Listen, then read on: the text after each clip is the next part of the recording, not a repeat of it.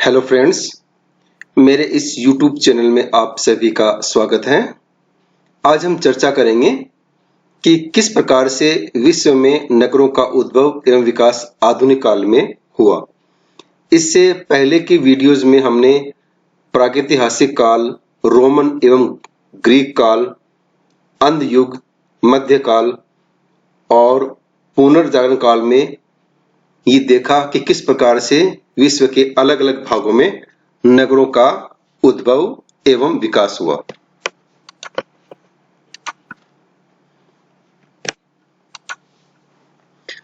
इस स्लाइड में दिखाया गया है कि किस प्रकार से यूरोप के विभिन्न भागों में औद्योगिक क्रांति के युग में अलग अलग क्षेत्रों में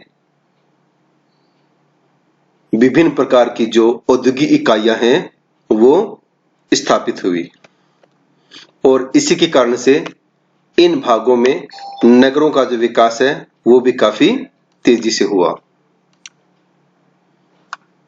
नगरीय विकास की दृष्टि से 1800 ईस्वी से वर्तमान काल तक के समय को आधुनिक काल के अंतर्गत माना जाता है, यानी कि इससे पहले का जो पुनर्जागरण काल था उसके बाद सन 1800 से लेके वर्तमान समय तक के काल को आधुनिक युग मानते हैं।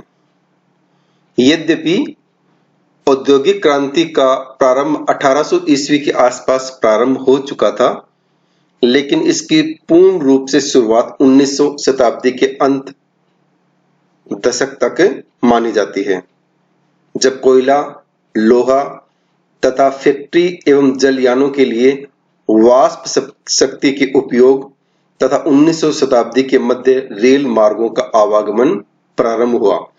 यानी कि 1800 ईस्वी के आसपास तो औद्योगिक क्रांति प्रारंभ हो चुकी थी, लेकिन वास्तव में जो विकास जो है वो 1900 शताब्दी के अंतिम दशक से माना जाता है, जब विश्व में लोहा, कोयला, जलयान, वाष्प शक्ति आदि का उपयोग तेजी से होने लग गया था।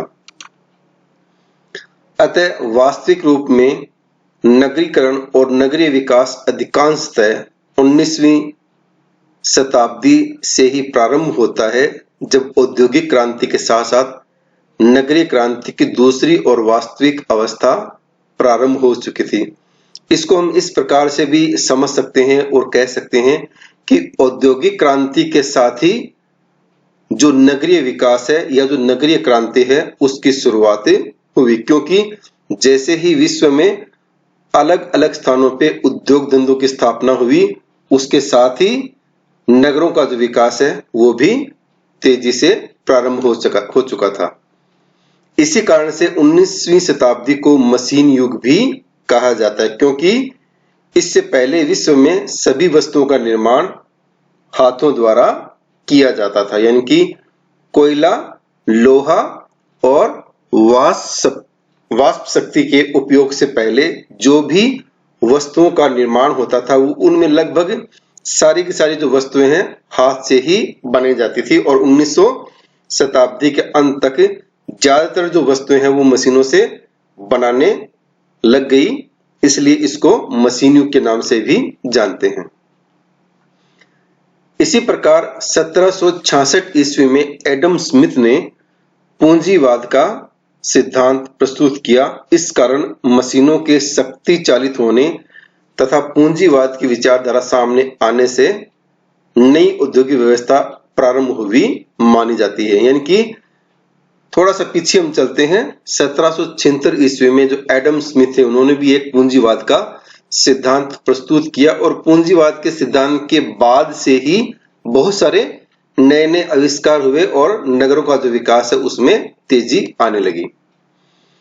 औद्योगिक क्रांति के युग में अधिकांश नगरों के निर्माण में एक नवीन पद्धति का अनुसरण किया गया, जिसके अनुसार बिना किसी पूर्व निश्चित योजना के नगर बसाए जाने लगे। यानी कि औद्योगिक क्रांति के बाद में बहुत सारे जो नगर थे उनमें एक बात सब में कॉमन सामने आई कि नगरों का विकास जो है वो तेजी से होने लग गया, लेकिन उस विकास के पीछे, उस विकास के लिए कोई वेल प्लान्ड जो योजना थी नगरों को बसाने की, उनके फैलाव की, उनके विकास की, वो नहीं थी। बिना किसी योजना के ही नगर बसाए जाने लगे।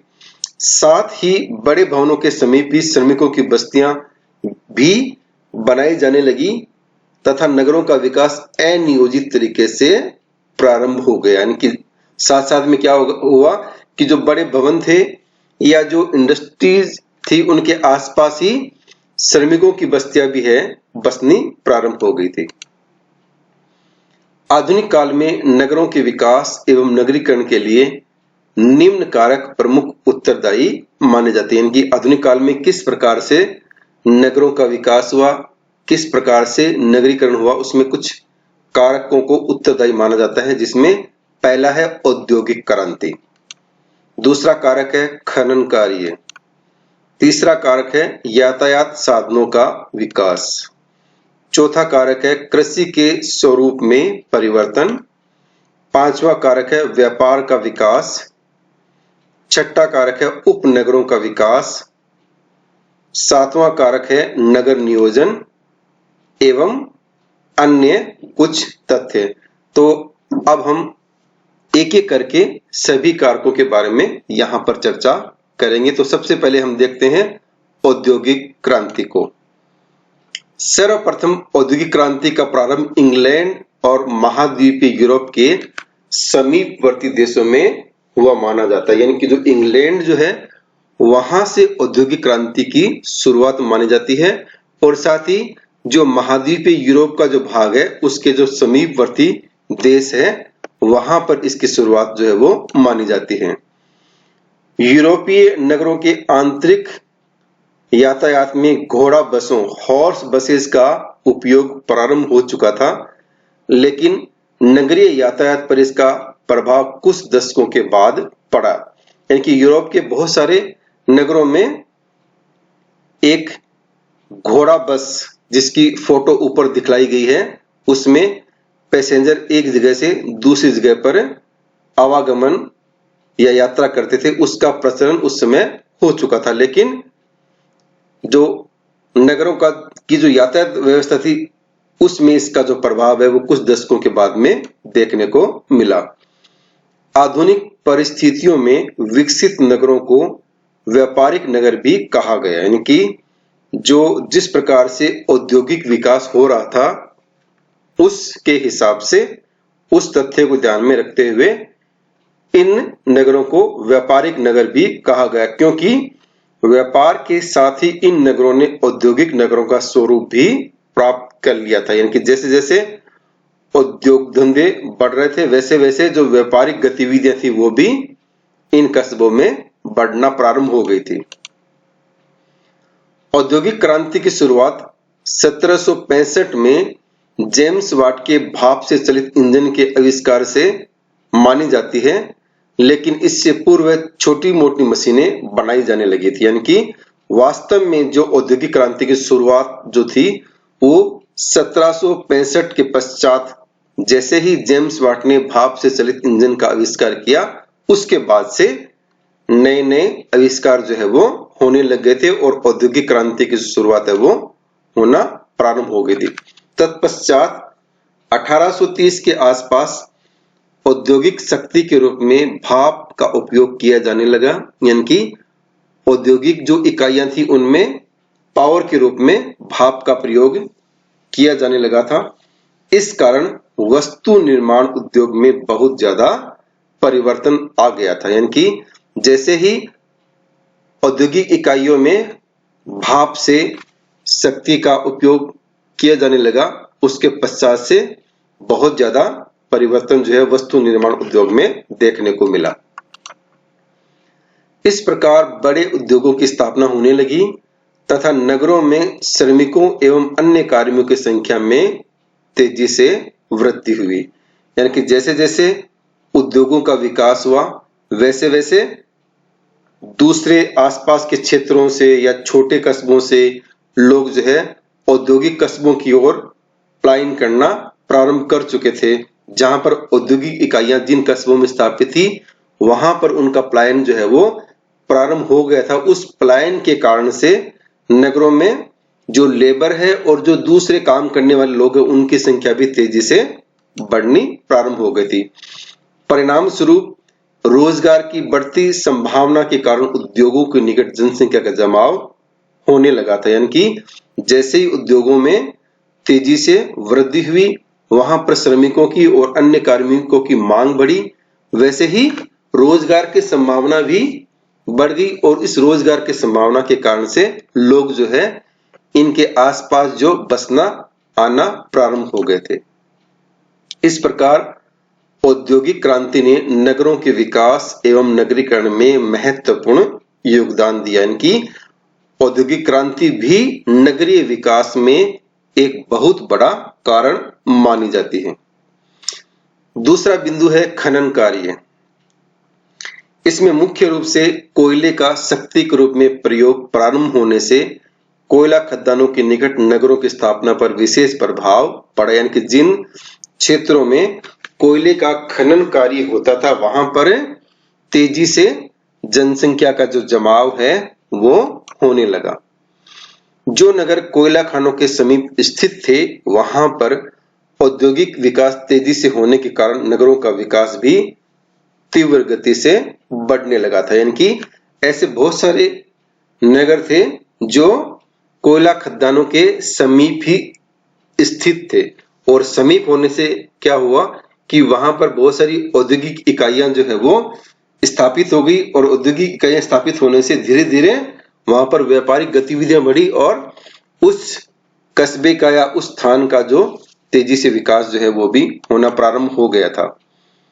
इसी प्रकार लोहा इस्पात, जहाज निर्माण, वस्त्र उद्योग जैसे भारी उद्योगों की स्थापना कोयला खदानों के निकट धीरे धीरे होना प्रारंभ हो गई थी। यानी क्योंकि कोयला से जो ऊर्जा है, पावर है, वो उद्योगों को मिलती थी, जिस कारण से बहुत सारे जो बड़े बड़े उद्योग है, लोहा इस्पात है, जहाज निर्माण है, वस्त्र उद्योग है, ये सारे भारी उद्योग भी उन कोयला खदानों के पास में ही स्थापित होना प्रारंभ हो गए थे।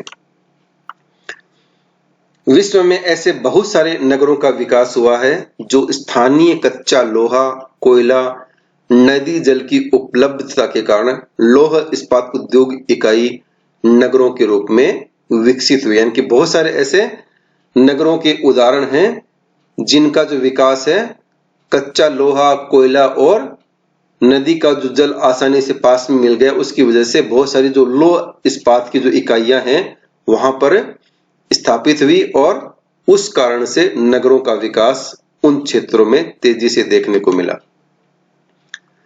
इसी प्रकार 17वीं शताब्दी के प्रारंभ में बर्मिंघम नगर में तांबा तथा पीतल आधारित उद्योग विकसित हो चुका था। जो इंग्लैंड का जो बर्मिंघम नगर है वहां पर भी 17वीं शताब्दी के प्रारंभ में ही तांबा और पीतल से संबंधित जो उद्योग है वो स्थापित हो चुका था। इसी प्रकार अब छोटे स्तर के उद्योग जल शक्ति के स्थान पर ऊर्जा के रूप में कोयले का उपयोग करने लगे थे। यानी कि जो छोटे लेवल के जो उद्योग थे पहले वो जल शक्ति का जो उपयोग कर रहे थे, अब वो ऊर्जा के रूप में जल शक्ति के स्थान पर कोयले का उपयोग करने लग गए थे, जिसकी वजह से उनका विकास भी तेजी से प्रारंभ हो गया था। तीसरा बिंदु है यातायात साधनों का विकास। औद्योगिक क्रांति के फलस्वरूप यातायात के मार्गों में भी बहुत से परिवर्तन हुए तथा यातायात के साधनों के विकास में नगरों की स्थापना पर विशेष प्रभाव डाला।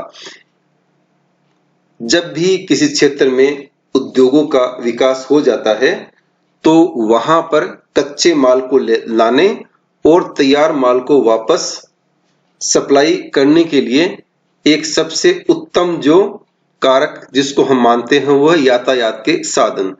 जैसे ही औद्योगिक क्रांति हुई, नगरों का विकास हुआ, उसके साथ ही बहुत सारे नए जो यातायात के मार्ग है उनका विकास भी तेजी से हुआ, जिस कारण से नगरों का विकास भी तेजी से हुआ माना जाता है।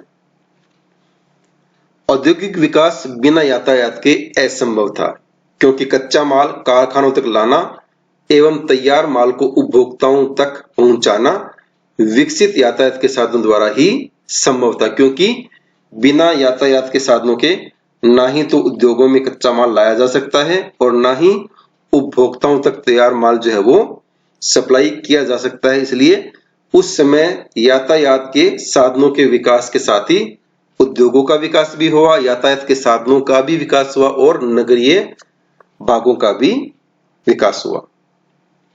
अतः रेल एवं सड़क मार्गों के विकास के कारण नगरीय विकास भी परिवहन मार्गों के समीप तेजी से होने लगा था। यानी कि जैसे ही रेल और सड़क मार्गों का विकास हो, उसके साथ ही जो रोड के सहारे या रेलवे लाइन के सहारे भी बहुत सारे नगरों का विकास जो है वो होना प्रारंभ हो गया था। साथ ही स्वेज, पनामा, कील आदि नहरों का निर्माण कर दूरियों को कम किया गया। यहाँ पर 3 अलग-अलग फोटो स्वेज नहर, पनामा नहर और कील नहर की दिखलाई गई है। इसमें स्वेज नहर जो है भूमध्य सागर से लेके और लाल सागर को ये जोड़ती है और इस स्वेज नहर के बनने से जो दूरी थी वो एकदम से कम हो गई, क्योंकि पहले इनको एक बड़ा चक्कर जो है अफ्रीका का काटकर आना पड़ता था, लेकिन अब इनको अफ्रीका के दूसरे देशों में जाने के लिए जो दूरी है उसको कम हो गई और उसकी वजह से व्यापार जो है वो काफी तेजी से बढ़ा। इसी प्रकार से उत्तरी अमेरिका और दक्षिणी अमेरिका के बीच में पनामा जो नहर है उसका निर्माण किया गया, यहाँ इस फोटो में दिखलाया गया है। इससे भी जो एक बड़ा चक्कर जो दक्षिणी अमेरिका का लगता था वो कम हो गया और इसकी वजह से व्यापार में काफी तेजी से वृद्धि हुई। इसी प्रकार से कील नहर जो है, यहाँ पर एक कील नहर की लोकेशन को दिखलाया गया है। इसके बनने से भी यूरोप के बहुत सारे देश जो है वो आपस में जुड़ गए थे, दूरी जो है वो कम हो गई थी। इसके अलावा वायुयान एवं दूर संचार के साधनों ने विश्व के विभिन्न भागों में स्थित नगरों में निकटता लाने का काम भी किया। यानी कि इस समय तक वायुयान एवं जो दूर संचार है उसके साधन भी धीरे धीरे विकसित होने लग गए थे, जिसकी वजह से जो दूर दूर स्थित क्षेत्र थे या देश थे, नगर थे, उनके बीच में दूरी कम होना प्रारंभ हो गई, जिससे नगरीय विकास में तेजी से वृद्धि होने लगी थी। सन 1825 ईस्वी में इंग्लैंड तथा 1829 ईस्वी में संयुक्त राज्य अमेरिका में रेल मार्गों की स्थापना की गई, जिससे औद्योगिक उत्पादन तथा व्यापार में तेजी से वृद्धि हुई।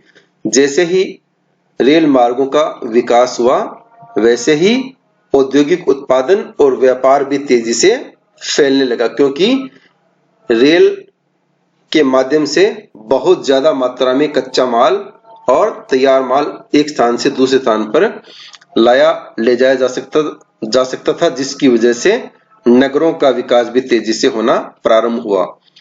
स्मेल्स ने वर्तमान नगरीय बसाव पर यातायात के प्रभाव को महत्वपूर्ण बताया। यानी कि स्मेल्स ने बताया कि जिस प्रकार से यातायात के साधनों का विकास हो रहा है उस कारण से नगरीय बसाव या नगरीय विकास भी काफी प्रभावित हो रहा है और वो तेजी से बढ़ रहा है। बड़े नगरों के बाहरी भागों में जनसंख्या का जमाव एवं उपनगरों की स्थापना यातायात के साधनों के कारण ही संभव हुई मानी जाती है। यानी कि शहर के बड़े कस्बे के बाहर जो जनसंख्या है, जिसको हम उपनगर के नाम से भी जानते हैं, क्योंकि जब कस्बों में जनसंख्या का जमाव अधिक हो जाता है तो आसपास का जो क्षेत्र होता है वहां जनसंख्या का जमाव हो जाता है और वो क्षेत्र उपनगर के रूप में विकसित हो जाता है। तो उपनगर के रूप में विकसित होने के संभावना तभी होती है जब यातायात के साधन बहुत अच्छे हों, तो उसकी वजह से भी उपनगरों का विकास हुआ माना जाता है। चौथा बिंदु है कृषि के स्वरूप में परिवर्तन। नगरों के विकास में कृषि के उपयोग किए जाने वाले नवीन यंत्रों, उन्नत बीज तथा खाद के प्रयोग से कृषि उत्पादन में भी अधिक वृद्धि हुई, जिस कारण कृषि को एक नया स्वरूप प्रदान हुआ। औद्योगिक क्रांति में कृषि में भी बहुत सारे नए नए परिवर्तन हुए, नए नए नवीन यंत्रों का उपयोग कृषि में किया जाने लगा, उन्नत बीज तथा खाद का प्रयोग किया जाने लगा, जिसकी वजह से जो कृषि उत्पादन है वो भी तेजी से बढ़ने लगा। कृषि उत्पादन में वृद्धि होने से नगरों को खाद्यान्न एवं कृषि आधारित कच्चे उद्योगों को कच्चे माल की आपूर्ति आसानी से होने लगी थी। यानी कि जैसे ही कृषि उत्पादन में वृद्धि हुई वैसे वैसे क्या हुआ कि जो कृषि आधारित उद्योग थे उनको कच्चा माल आसानी से मिलने लगा था। खाद्यान्न उत्पादन में वृद्धि से औद्योगिक क्रांति के पश्चात नगरों में बढ़ती जनसंख्या के लिए भोजन की आपूर्ति भी होने लगी थी। यानी कि जैसे जैसे खाद्यान्न उत्पादन में वृद्धि हुई और औद्योगिक क्रांति के बाद में नगरों में जिस प्रकार से जनसंख्या का जमाव होने लगा था, उस जनसंख्या के लिए भोजन की जो आपूर्ति है वो भी इस बढ़ते खाद्यान्न उत्पादन से संभव होने लगी थी।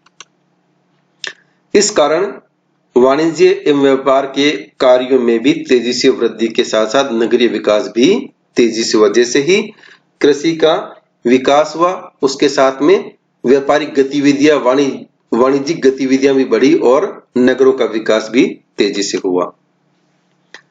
शहरी लोगों की दैनिक आवश्यकताओं की पूर्ति के लिए निकटवर्ती कृषि भूमि का उपयोग विभिन्न प्रकार की सब्जियां एवं उपज प्राप्त करने के लिए भी किया जाने लगा था। यानी कि शहर में जो लोग रहते थे उनकी रोजमर्रा की सब्जी और दूसरी चीजों की आवश्यकता की पूर्ति के लिए शहर के पास में जो क्षेत्र था या जो ग्रामीण क्षेत्र था वहां पर सब्जियां हैं या दूसरे प्रकार के उपज प्राप्त की जाने लगी, जिससे शहर में रहने वाले लोगों के लिए जो दैनिक उपयोग की जो वस्तुएं हैं वो भी आसानी से उनको मिलना प्रारंभ हो गई थी। बहुत सारे लोगों को रोजगार भी उस समय मिल चुका था, जिस कारण स्थानीय लोगों को भी रोजगार मिलने लगा तथा नगरों के विकास में कृषि ने महत्वपूर्ण योगदान दिया। इनके रोजगार के अवसर मिले और उसके साथ साथ में कृषि का भी योगदान जो है वो नगरों के विकास में माना जाता है। पांचवा बिंदु है व्यापार का विकास। आधुनिक युग में औद्योगिक क्रांति, यातायात के साधनों का विकास, खनन कार्य में विकास आदि के कारण उत्पादन में वृद्धि होने से विभिन्न प्रकार की व्यापारिक गतिविधियों को भी बढ़ावा मिला। यानी कि इस युग में यातायात के साधनों का विकास हुआ, खनन कार्य तेजी से होने लगे, औद्योगिक क्रांति भी हुई और उत्पादन भी अधिक बढ़ने लगा। इन सब के कारण से जो व्यापारिक गतिविधियां हैं वो भी तेजी से बढ़ी। यूरोपवासियों ने पूरे विश्व में फैलकर व्यापारिक संबंध स्थापित किए, साथ ही अपने उपनिवेशिक अथवा देशों अथवा नगरों से कच्चे माल को यूरोप लाने तथा तैयार माल को वापस उन्हीं उपनिवेशिक नगरों अथवा देशों को बेचने के लिए कई नगरों में बहुत सारे संग्रहण केंद्र स्थापित किए गए, जिस कारण नए बंदरगाह नगरों का विकास भी तेजी से हुआ। यानी कि जैसे ही यूरोप के लोग लगभग पूरी दुनिया में फैल चुके थे, उन्होंने जगह जगह अपने उपनिवेशिक राज्य, नगर आदि विकसित कर लिए थे। तो उन्होंने क्या किया, उस समय अपने जो उपनिवेशिक कस्बे थे या जो राज्य थे वहां से कच्चा माल वो यूरोप लेकर आते थे और उसके बदले में तैयार माल वापस उन उपनिवेशिक नगरों में वापस बेचते थे या भेजते थे, जिसके कारण से बहुत सारे बंदरगाह नगरों का विकास भी हुआ और जो उनकी इकोनॉमी थी, आर्थिक दशा थी, वो भी यूरोप के लोगों की धीरे धीरे बढ़ने लगी, क्योंकि कच्चा माल है उनको कम कीमत पे मिलता था और जो तैयार माल है वो उसको ज्यादा कीमत पर बेचते थे। ये भी एक कारण माना जाता है।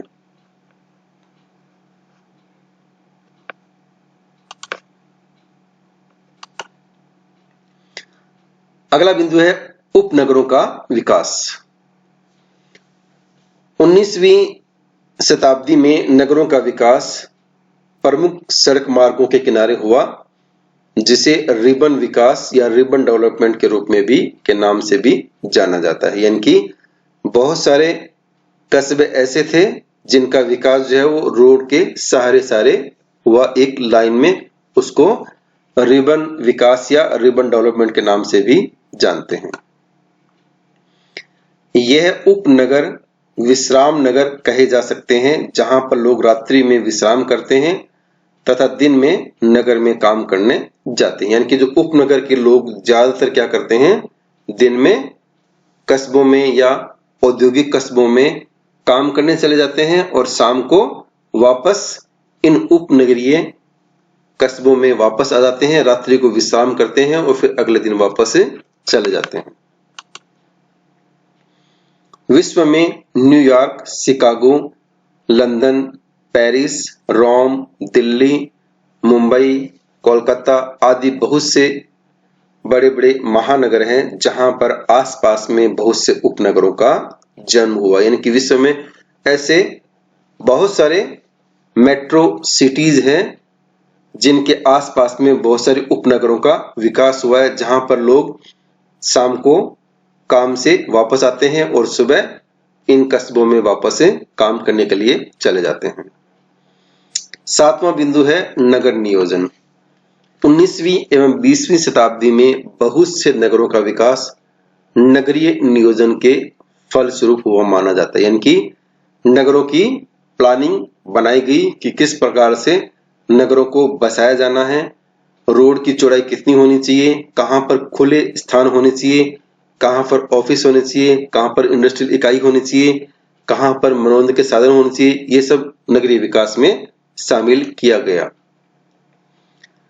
और इस आधार पर बहुत सारी जो योजनाएं हैं वो नगर नियोजकों ने बनाई। इस नई योजना में नगरों में कलात्मक भवन, ज्यामितीय स्वरूप, खुले स्थान, पार्क आदि बनाकर नगरों को सुंदर एवं भव्य रूप देने का प्रयास किया गया। यानी कि 19वीं और 20वीं शताब्दी में कलात्मक भवन, खुले स्थान, पार्क या ऐसे कहें कि नगरों को सुंदर और भव्य रूप देने का प्रयास किया गया। इसके लिए बहुत सारी जो नगरीय विकास की योजनाएं हैं वो बनाई गई। इसी काल में ज्यामितिक स्वरूप में नगरों की योजनाएं विभिन्न आयोजकों द्वारा बनाई गई। इसके द्वारा विभिन्न नगरों की योजनाएं प्रस्तुत की गई। इन सब नगरों को बनाने में न केवल सुंदरता का ही ध्यान रखा गया, बल्कि नगरवासियों के लिए सभी आवश्यक सुविधाओं को जुटाने का प्रयास भी किया गया है। कुछ प्रमुख नगरों के नगर नियोजकों के नाम निम्न प्रकार से हैं। यानी कि इसी समय क्या हुआ कि नगरों का जो विकास है वो जियोमेट्रिक पैटर्न के आधार पर किया गया और उसमें ये कोशिश की गई कि नगरों का जो विकास है वो इस प्रकार से किया जाए कि व्यक्ति को जो है ज्यादा से ज्यादा सुविधाएं उसे उस कस्बे में मिले और कस्बे का स्वरूप जो है देखने में सुंदर भी होना चाहिए। जैसे यहाँ पर कुछ नगर नियोजकों और नगरों के नाम है, जैसे लंदन की जो योजना है वो रेन के द्वारा बनाई गई, पेरिस की योजना है वो हॉर्समैन के द्वारा बनाई गई, वाशिंगटन की योजना है ले एनफेंट के द्वारा बनाई गई, Chicago Burnham, Nai Delhi Sir Edwin Lutyens, Chandigarh Le Corbusier. यानी कि इन सब नगर नियोजकों ने इन कस्बों की जो योजनाएं जो है वो बनाई। इसी के साथ में हमारा ये टॉपिक यहीं पर समाप्त होता है और इस टॉपिक का जो आगे का जो भाग है वो इसके पार्ट 2 में आप अवश्य देखें, क्योंकि एक वीडियो में ये टॉपिक जो है ये पूरा नहीं हुआ है। आपको अगर ये टॉपिक अच्छा लगे, ये वीडियो अच्छा लगे तो इसे लाइक कीजिए, शेयर कीजिए और आगे की वीडियो देखने के लिए इसे सब्सक्राइब कीजिए। इसी के साथ आपका बहुत बहुत धन्यवाद। Thank you.